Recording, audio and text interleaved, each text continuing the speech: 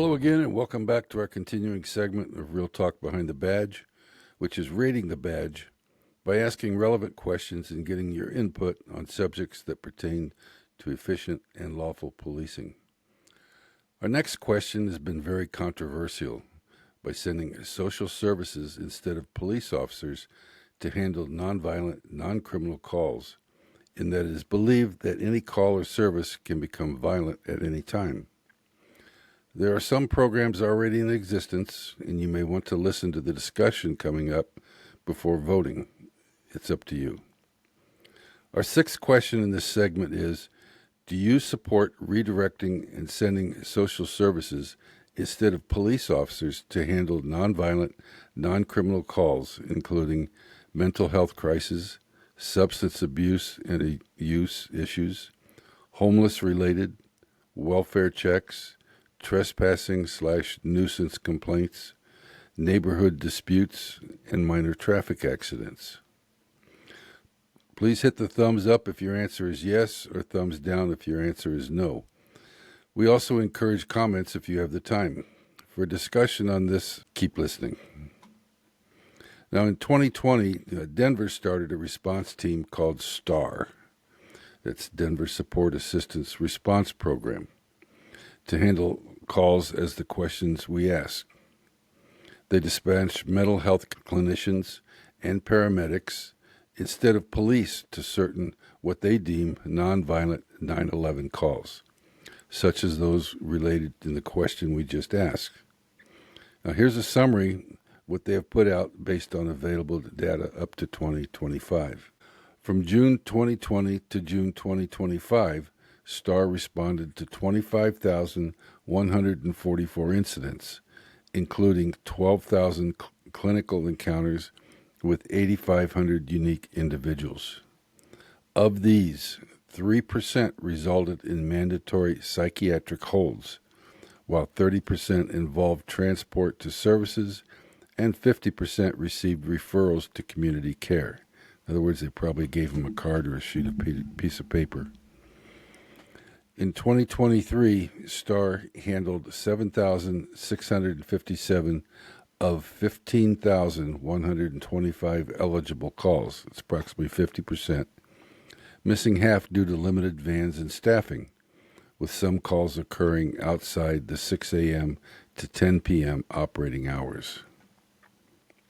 Now, I searched for and could not find any data on how many of these calls may have turned violent or if they ended up needing police intervention, as this may be a statistic they either don't want to keep or want to keep hidden. I believe as soon as some of the mental health clinicians and paramedics get hurt on these calls, there will be calls for change or no one will apply for these jobs. I also have doubts that dispatch personnel can always tell the difference of nonviolent, non-criminal calls, as even police officers don't know until they interact with the people involved. I do believe there may be a place for these social workers for mental health calls. In many cases, the police can call them in or respond in tandem and stand by in case they are needed. But then you have the cost involved of sending 4 or 5 different individuals to a call instead of 1 or 2. I also believe specially trained personnel for minor traffic accidents may be possible, but then they would need police powers to write citations or call in police for other problems like operating under the influence. The question is it worth to hire and train for just one job when you can hire an officer that can handle many jobs?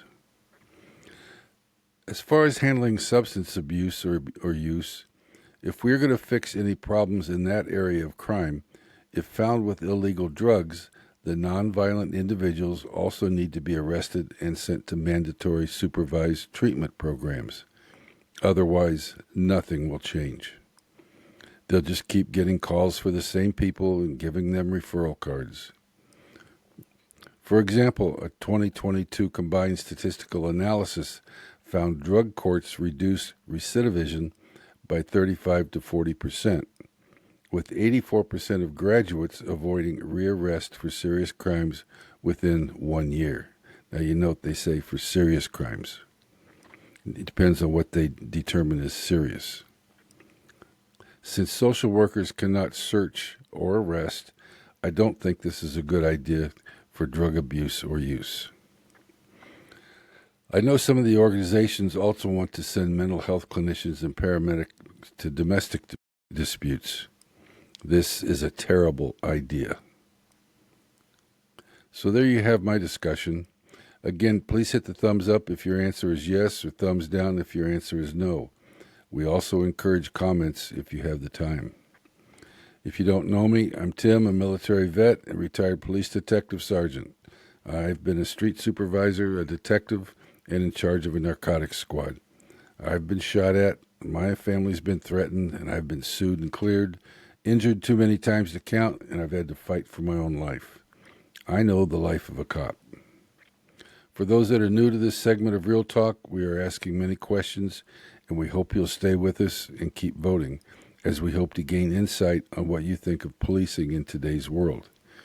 If you hit subscribe, these questions will be sent to you as the podcasting questions are made. Vote on the questions and help us out, as we can only ask one question in each podcast. We want to gain the true public's perception of policing that can be used for educational purposes, for training at police academies, and for legislators who are trying to figure things out. Your vote will be part of these perceptions and opinions. We want to know what you feel is being done correctly and what needs changing. We can only get this done if you answer the questions honestly. I hope you will join me in this educational journey. Please hit the subscribe button so you will get all the questions as we post them. As we start getting votes in, we will keep a running tally of the voting of each question at realtalkbehindthebadge.com, and you are free to look at the totals and results of all questions at any time. We do not collect any personal data when you vote. We only tally the voting.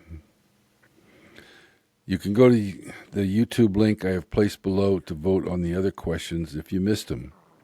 Please, please, please hit that subscribe button so you can vote on all our next questions and be part of our educational journey. We can and we will make policing better. Thank you for voting. This is Real Talk, signing off until next time. God bless and have a great day.